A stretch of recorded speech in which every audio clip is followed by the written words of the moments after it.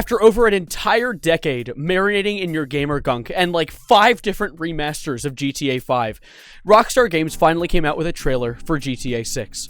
But of course, that wasn't without its complications. There was actually a leaker by the very not at all suspicious and graceful username on Twitter of GTA 6 Trailer Leak, who had actually sent out the trailer a day early. See, Rockstar was going to release the trailer on Tuesday, 9 a.m., but they ended up releasing it Monday night to get ahead of the spread of information.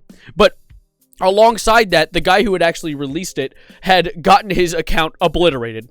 And that's the only thing he had ever posted. And even then, it wasn't actually the trailer perfectly, per se. It was the trailer. It was a 90-second video, but it had plastered on it in bold white text, "Buy Bitcoin."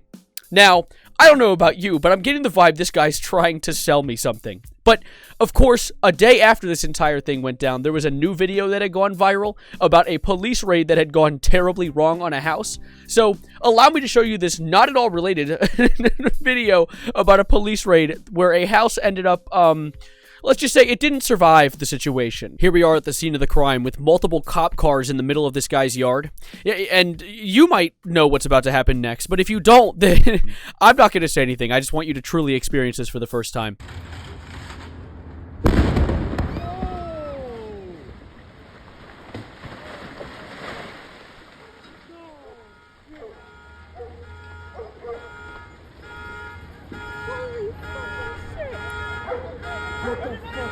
Now, I agree with the woman in the back, because holy shit, that house turned into a goddamn Minecraft creeper. I don't exactly know what caused the explosion, and actually, no one is sure right now, but what I can tell you is why it all went down. See, earlier that day, police had gotten a call to that house saying there were shots fired out of that residence, and the resident owner, James Yu, I think I'm pronouncing that correctly, Y-O-O-U, James Yu, had been locking himself inside, firing not an AR, not a handgun, no, this is America, so you'd expect that, right? No, he fired 30 to 40 flare gun rounds at his neighbor's various homes. Now, if you know how a flare gun works, you are probably very confused right now, because this isn't something where you, like, shoot, reload, or like a rapid-fire flare gun. That's not a thing. It's a revolver flare gun? No, not a zip, zilch, whatever you say when the zero word. This man fired 30 to 40 rounds from a flare gun going donk, popping it open, pulling it out, putting a new one in, shooting it again. The amount of dedication that goes into being that much of a hater is beyond me. But this story actually goes a lot deeper than that, because I thought the explosion was the weird part. No, it gets even weirder. But before I take any steps deeper into the James C. Yu, get it? Like MCU, but his middle name isn't a C, so it doesn't work. Shut up. Anyway, there is a testimonial that was recorded by the news of one of his neighbors that essentially explained the situation in a greater detail, and I assume a first-person perspective can probably explain it better than a kid sitting in his mom's basement, so check this out. Come out, we don't want to hurt you. And then they ended up driving the SWAT truck through the front door with like a pile driving arm. And at that point, you can tell which neighbor didn't have the flare gun shot at his house due to the huge smile on his face while he describes the situation. Started firing a weapon back. I mean, I believe it was like an AR. It was a high caliber weapon. It's not a flare. They shot flares at the beginning. He was not shooting flares near the end. They started returning fire with non-lethal weapon, with a non-lethal, they kept saying non-lethal. They're shooting a shotgun back into the windows, blasting out the windows a little bit. And then at that point, they reversed the truck back. They kept trying to yell to him. He sounded like he was trying to say something back, but they were like, look, we can't hear you. You know, please come out. We won't get hurt. And at that point, they reversed back and they like changed the angle of the truck, and they were going to try to take out the window, the front window there.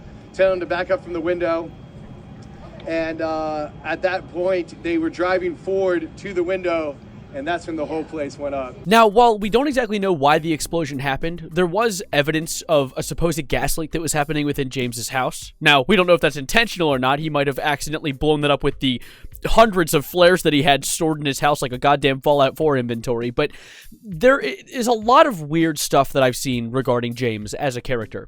See, apparently online he posts a lot of anti-white stuff, which I'm not in the whole race war that goes on Twitter in like the background, but if you're hateful to anybody, you're kind of a strange individual, which only makes it worse because James apparently was initially part of the head of global security at the U.S. government's Committee on Foreign Investment in the United States. So he was a part of the government, and what happened was his family was trying to get him into a mental institution, and due to that, he actually wrote 100-page-long lawsuits on his mother and sister, I believe, trying to get them into prison. Of course, all those lawsuits were frivolous, and they ended up not working and falling through. But adding on to that, he also emailed the FBI and Department of Justice hundreds of times for various different reasons, but one of the big ones being that he was claiming that his neighbors were actually spies.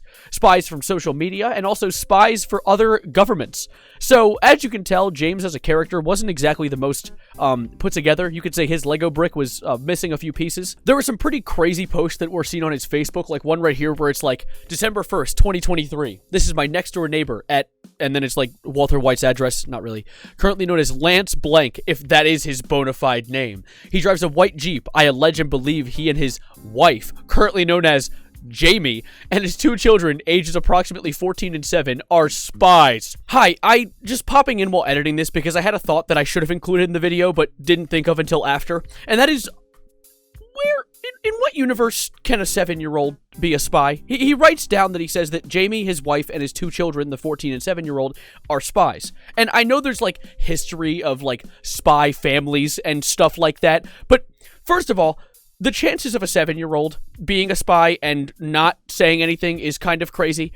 I like the idea that they can't pee without a diaper yet, but they're somehow able to like do reconnaissance for a foreign country is insane to me. I've seen the Black Widow movie, but still, it seems fantastical. But also, the whole idea that all of his neighbors are spies is also kind of absurd. Like, I get, this guy was a government worker, and he apparently worked under Hillary Clinton, which is a very controversial figure, but still, like, I highly doubt that he's being spied on this heavily. Then again, maybe he is. I don't know. I mean, with how mentally unwell he seems to be, he could have been in some Black Ops program I didn't know about. But still, it just seems a little silly to me. He also has a large black Labrador mixed dog. I believe he attended the University of Florida. And he's just gathering lore on his neighbors. This one, too, where he digs into the lore of the dude's wife, saying stuff like, Jamie, Lance's wife. I allege and believe this is Rosemary Blank. Rosemary was my coworker at MCI, Crystal City location, for a few months. If memory serves, Jamie Rosemary attended Ohio University. And then he just goes on this, like, deep dive of how it all connects. It's like MatPat, except for crackheads. And of course, after the explosion actually happened, no one found him. There isn't a manhunt currently happening. They just kind of gave up because they assumed that he was vaporized by the force of 1,000 suns when he sent his house into Valhalla. I don't exactly think they're ever going to find him, unfortunately. It sucks to see him kind of become the victim of his own mental health, because clearly they were trying to help him. Like, his family was trying to get him to go to the hospital, and whatever happened when he was working in the government did not make his already conspiracy theorist-esque brain any healthier. It sucks to see. It really is sad. And, of course, there's nothing to do for James now, which is truly unfortunate, but what we can do is look at the rubble from the actual explosion, because it is interesting. It makes my brain go like neuron activation, seeing things like this, or like this. Look at that. The damage from that is insane. You cannot tell that that was a house. That looks like it was at one point maybe a crack shack, not an actual residential home.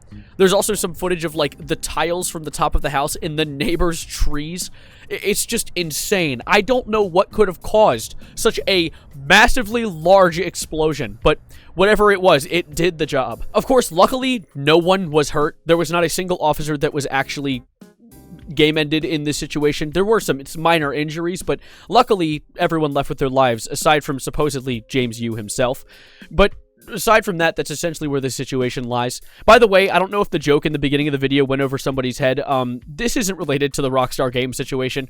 I thought it was funny to kind of lean into it because the internet was joking about the fact that that house explosion is probably what Rockstar did to the leaker after his account got banned. But regardless, it's just two situations where people did something illegal and ended up facing the price for their own actions. It's Karma's a bitch. But anyways, that's a sad situation, and I don't want to talk about it anymore, so I'm going to be getting out of here. So don't forget to subscribe if you're new. I'd love to catch you around for future videos. I make content on different things every single day, so if you didn't like this video, you'll probably like the next one, or the one before that. Go check it out.